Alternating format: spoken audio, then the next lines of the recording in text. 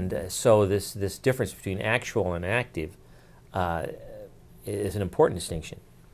Active, really, the Latin means actual rather than active. And actual participation means you're putting yourself into it.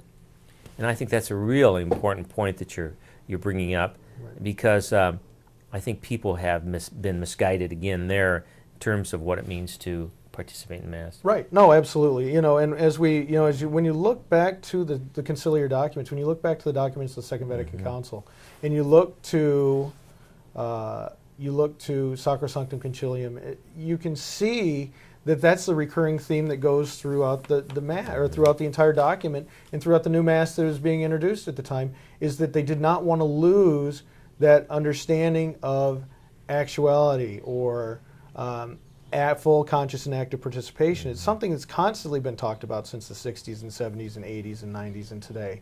But it is something, I think, that has been lost in the rhetoric of what's been actually happening. So, and I think when we look to Benedict XVI and what he is trying to accomplish in the hermeneutic of continuity, or the understanding of coming to a deeper and fuller understanding of what the liturgy is, both in the ordinary form and the extraordinary form, which we'll be talking about shortly, this whole concept of knowing and being and doing can be done interiorly.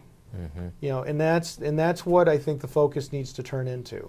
The focus needs to turn into ourselves in understanding. You said the Mass became something of our, and and it was something that was mine as opposed to God's. When you read the Psalm, you talked about your.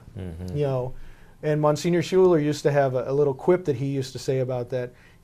When the Mass becomes ours, we have to ask why. You put the why on our, and you have your. And so he used to say that all the time. And he said, so ask why, you'll find out the true answer, and you'll find out the answer is your. I like that. Yeah. Allow me to read from the Catechism, number 1110, as we continue our study, and this is to the point. In the liturgy of the Church, God the Father is blessed and adored as the source of all the blessings of creation and salvation with which he has blessed us in his Son, in order to give us the spirit of filial adoption. So it is, first of all, focusing on God and what God has done for our lives, and it's our response to that. Right. And then in 1111 in the Catechism, it says, Christ's work in the liturgy is sacramental because his mystery of salvation is made present there by the power of his Holy Spirit. Because his body, which is the Church, is like a sacrament, a sign and instrument, in which the Holy Spirit dispenses the mystery of salvation, and because through her liturgical actions the Pilgrim Church already participates, as by a foretaste, in the heavenly liturgy. So to unpack that, Christ's work in the liturgy is sacramental because his mystery of salvation is made present. Then what it's saying there is that the liturgy is first of all about God making himself present, and the events of his passion, death, and resurrection being made present in our midst, so that we can encounter the mystery of what Christ has done for us in history and experience it and touch it in the here and now. Absolutely. And that's important. It's not just a vague recollection of what God has done in the past, right, but it is experiencing that in the present as if it were happening right now, right, because there's an eternal nature, a transcendent nature, a transhistorical nature to the events of Christ's passion, death, and resurrection. I mean, it's awesome. Bishop Sheen used to say, it's like Christ transplanting the cross of Calvary from 33 A.D. and planting it in our midst in 2010 at the Mass. So that what happened then is happening now. Not that he's crucified again, right, but that we are experiencing the mystery and the meaning of that cross in our very midst. I mean, it's awesome when you think about it. Right. One of the things, Monsignor, when we think about the liturgy, we have this concept in today's world, in today's understanding of the liturgy, as it starts to shift.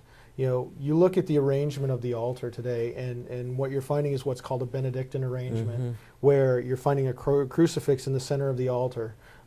We still have an idea, and it's still a transitional period, where when the priest faces the people, that becomes this closed circle and this horizontal view of theology when it comes to the Mass, that everything is equal and even.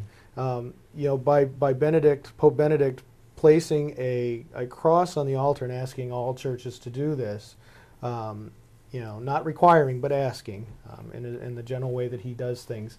He's saying let's make that become a serious sign of not only for the priest to focus on, but also for the faithful as the Mass is being celebrated. Because there is a sense of mystery, there is a sense of sacramentality, as it were, to be given out, and participation. And what should we be focusing on? We shouldn't be focusing on the people next to us. We shouldn't be focusing on the priest. We should be focusing on the confection of the Blessed Sacrament. That's so important that you mention the crucifix at the center of the altar. I don't know if you do at St. John's, but the Pope, if you notice, he puts it, if you notice papal masses, right in front of the Pope at that altar, there's the candles and then the crucifix. It's like the altar turned around. So you have the crucifix still in the center. And here we have the crucifix. It's called a Benedictine arrangement after Pope Benedict.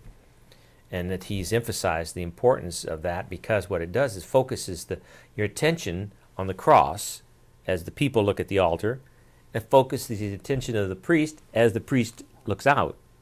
So at the center of it all is Christ crucified, and it's symbolized by that beautiful crucifix. And that's an important symbolic action by doing that. And so it's so important to keep that focused. Again, during my time at St. Agnes, one of the important things that went on, Mass was ad orientem there. It was oriented towards the Eucharist, or towards the east, right? The rising sun, which sun is be S-O-N, not S-U-N, which would be the rising Christ. So everyone faced in the same direction, not with the priest with his back to us, as is commonly used in parlance today. But everyone facing the same direction. But at the center of that, if you look at any altar that is oriented in that direction, you have the tabernacle and then you have a crucifix. And the crucifix is very important because it does, even as it does with what we were just speaking about when we're facing the people or versus populum, we still see that crucifix as being the central figure. So you have the people, the priest, the crucifix. And now, with the kind of the closed arrangement that there is when the Mass is facing the people, you have the people, the priest, and the crucifix is still in the center, front and center. And I think that's the theology behind what Benedict is getting after, is that if we're going to have Mass facing the people, if we're going to be versus populum, then what we're going to be is we're going to be centered on Christ.